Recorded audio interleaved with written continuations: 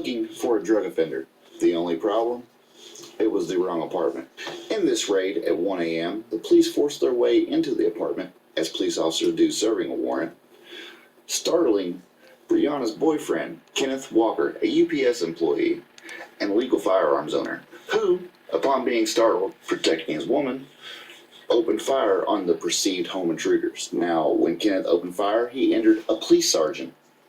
The police returned fire, firing 22 rounds into the apartment, injuring Kenneth, and unfortunately, from this world, Bree, as she's known to her friends, who was an EMT for the city of Louisville. And not only that, she was a med tech at University of Louisville Hospital.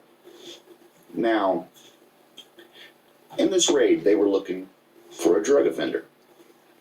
Not only did these two individuals have no connection, wrong apartment, earlier the same evening, other officers of the LMPD had already picked up the suspect named in the warrant. Back to this raid. They fired blindly into an apartment, which I'm really surprised that more people did get injured, being that it was a crowded apartment in Louisville. Now, like I said earlier, as a shooter, you're responsible for every single bullet that comes out of that gun. Marksmanship. If you are a person who wears a badge and carries a gun, it is your responsibility to become the best marksman that you possibly can. Because collateral damage is something that is not only bad, it should be unacceptable. As self-defenders, if we're out in public and someone comes in, they're shooting up the place, you pull out your gun, you shoot back, start throwing bullets down range, and you hit someone down there, guess what? You're going to be charged with homicide because you are responsible for every bullet that leaves your gun. Why are the police not held to the same standard? I believe they should be. I believe we should go above and beyond our initial training at Police Academy and seek out the best training we can get so this stuff doesn't happen. Another thing police officers need is literacy. You need to be able to read the address on your warrants so you don't raid the wrong home, period, because this stuff is unacceptable. Like I said, these weren't criminals. They were active members of the community, and obviously, Bree liked to help people. That's why she was an EMT and a med tech. And not only was she a med tech at U of L, she was also at another hospital, so she had two jobs in the health industry. Here's a kicker. Now, the Criminal Interdiction Division does not wear body cams. I don't know if that's a department thing. So we have he said, she said. Body cams, I think, are very necessary, especially in big departments that can afford them. I was at a small department when I was a police officer. I had to buy my own gun, my own supplies, my own handcuffs, everything. I supply everything.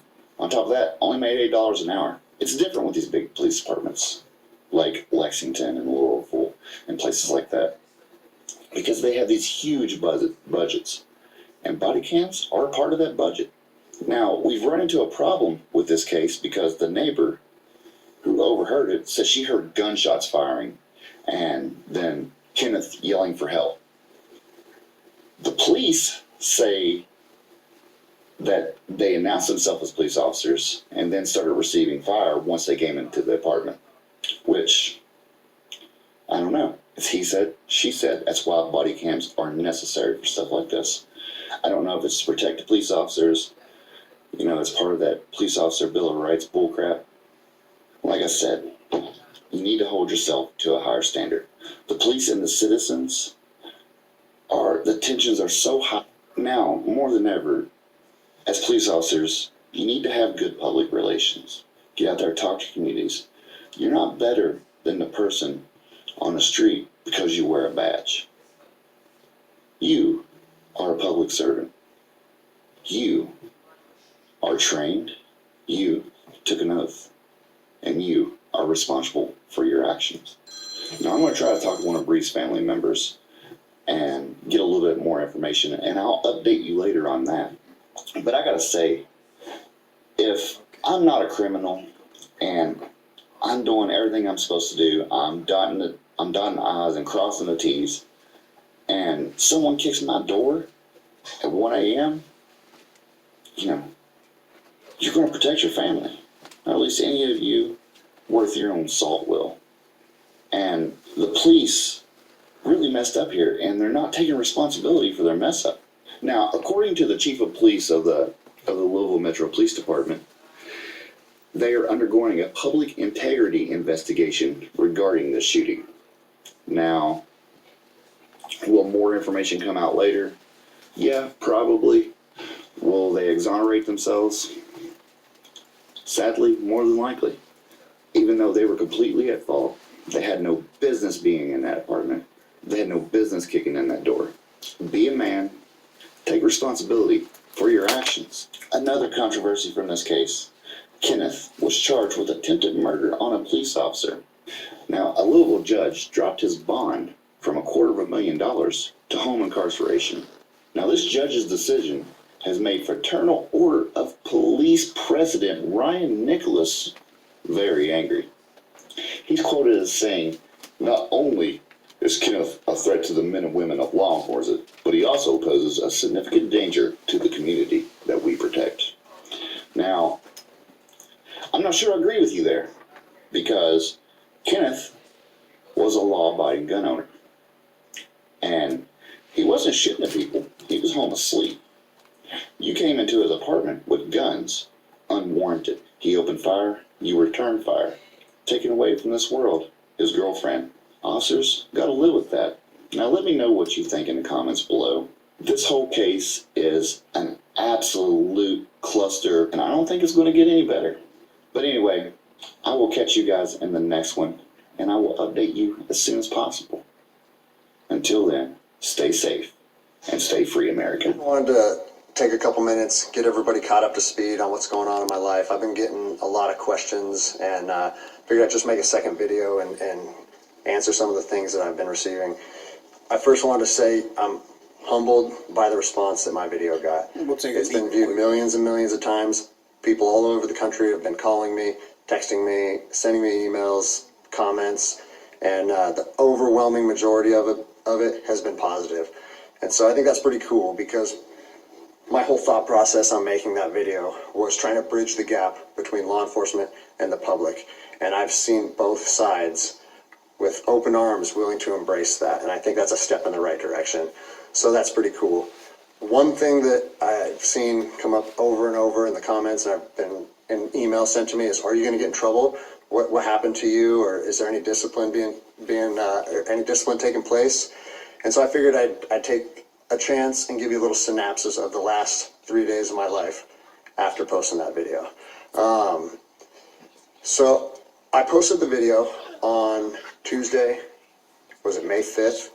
And it took it took a day or two before it really started getting a lot of traction. But the next morning when I woke up on the 6th, I think it was only at a few thousand views.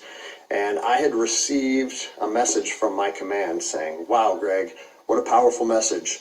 We agree with that 100%. Well done." And that was actually a relief for me, because I was like, great, I know that it's risky putting something out like that, but I felt like it was so grounded in integrity and liberty that no one would have an issue with it. So that was a relief. And then fast forward 3 hours later, I get another phone call from my command, and it said, hey Greg, the video's up to 400,000 views. It's time to pull the plug on this thing. And I immediately, it kind of caught me off guard, because I said, why would we want to pull the plug on something that was already acknowledged as a good and powerful message from one law enforcement officer to others? And I said, yeah, that doesn't really make sense to me. I think maybe we should embrace this message, and we should share this with other officers. And he said, listen, it's not up to me.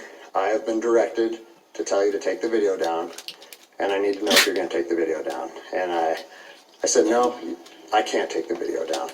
Because if you listen to my first video, he'll be contradicting himself the whole that I time. was trying to share with people and impart on them is, if you believe in something in your heart, you have to stand by that conviction, even if it costs you everything.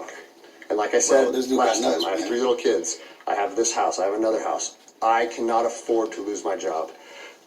But after putting that message out there and sharing that with America, and it was so well received, I can't then just say, even though that's what I believe, I'm going to take a step back, I'm going to retract my words, and I'm going to allow my command to prevent me from sharing my heart and my truth.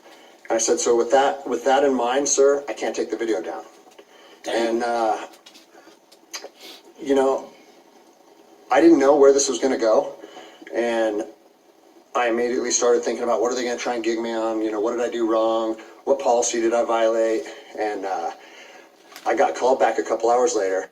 You see what's going on here, right, man? It doesn't matter if you're on YouTube. It doesn't matter any platform or anything that you do, man. When you talk against some real shit, against agendas, man, even an officer who is correct. All right? This is the Constitution that he's protected, man, that he's took an oath on, man. So what's right and wrong. And when the people, the opposition, they can't argue with you. They can't argue with you because they know they're wrong. They want to set a certain agenda. Just like people were here in the platform that were being videos taken down. People are being demonetized. People are being removed from the platform because they have their own freedom of thinking, and they're not just sheep and just gobbling up everything that they're trying to portray. And if you have a voice and have something to say, and people are getting it gets attraction, and it goes against the grain, it doesn't matter where you're from. Doesn't matter if you're a whistleblower. Doesn't matter from the government, YouTuber, police officer. They're gonna take you down, man. It took a weird turn, and something it's not right, man. Something has to be changed. And by this time, it was skyrocketing. Everyone in the agency was seeing it. Cops from when I was an officer down in Los Angeles, they were contacting me. I got a call and I said, listen, the video needs to be taken down right now, and you need to accept a letter of reprimand. Or Hell no. we're going to take a very different approach to this if you Threats. say no again. Well, I'd already put myself on that hill, and I had to be willing to die on that hill. Oh, They said they determined the video was a violation of policy, and policy's not I law. Take it down. How is policy against for your freedom of speech, man? This is ridiculous. Allegations would be made against me, and so on and so on. And so I told them, no, I'm not going to take it down. You do what you need to do. But the principle of it is rooted in truth, and it was a positive message that was received by millions and millions of people. If you want me to take it down, I have to respectfully refuse. And it was interesting because they kept citing different policies, you know, like, oh, it was the social media policy, or some of your equipment may have been identifiable. And that kind of seemed like a moot point to me, and it was strange because why was the message okay at 5 a.m. and then 3 hours later there was a problem with it? And so Because they got traction. I was later contacted by the chief of police. He's someone that I have great respect for. He's a good man to work for. And he's the one that shot me straight. And he said, Greg, if you openly defy your governor, you can't be a police officer in the state of Washington. And I told him, I said, you know what, I can respect that. And if I were in your office, I would shake your hand, respectfully disagree, and say, maybe I'm not meant to be a police officer in the state of Washington then. And here's my thoughts on that, okay? You have to do your research. You have to figure out what your true north is, what your truth is, and where you stand on issues. For me personally, I believe that the Constitution supersedes all other documents, all other laws. There's Yes. case law supporting that. If you look at Marbury versus Madison, 1803, Preach. it says any future laws created that are repugnant, meaning in conflict with the Constitution, are null and void. So when I look at how I feel comfortable enforcing the law, and I see people exercising constitutional rights, it doesn't matter if there's different executive orders, requests from mayors, requests from governors. To me, the Constitution supersedes that, and I'm going to stand with the people. Well, unfortunately, you know, higher up in all agencies, there's a political game being played, and now Exactly. I'm on a administrative leave status pending termination. I was told by both the agency and the union that I was asked to take it down, and I refused. So that's refusing a direct order. It's an insubordination charge. Yes, he's a And will military. result He in was a me war veteran. ultimately being let Fought go in from the Iraq. agency. And I said, you know what? If that's what you guys have to do, if that video is so bad that you want to take my career from me, and you want to leave my, you know, like potentially take my ability away to provide for my family because of that They took his fucking livelihood, his money, his basically they tried to destroy his life. video, do it. This is America. Because I'm going to stand by my convictions, just like I said in my last video. So yeah, it's weird, you know, how fast your life can change in a week. It's something that I never thought would happen. I never thought that I would make a video that would resonate with millions of people. But you know, my head is held high. I'm not intimidated or upset by how this played out. Like I said in my last video, man, I fought in the streets of Ramadi during 04 and 05. I came to terms long ago that my convictions and my beliefs may cost me everything up into my life. And even though it's 15 years later and I'm a police officer in Seattle, Washington, that truth still remains for me. So I don't have an option to back down or feel sorry for myself or give in and say, you know what, I got kids and I think I'm just going to take the letter. No, if they want to do me like this for standing up for liberty, they can do that. I'll leave you guys with this.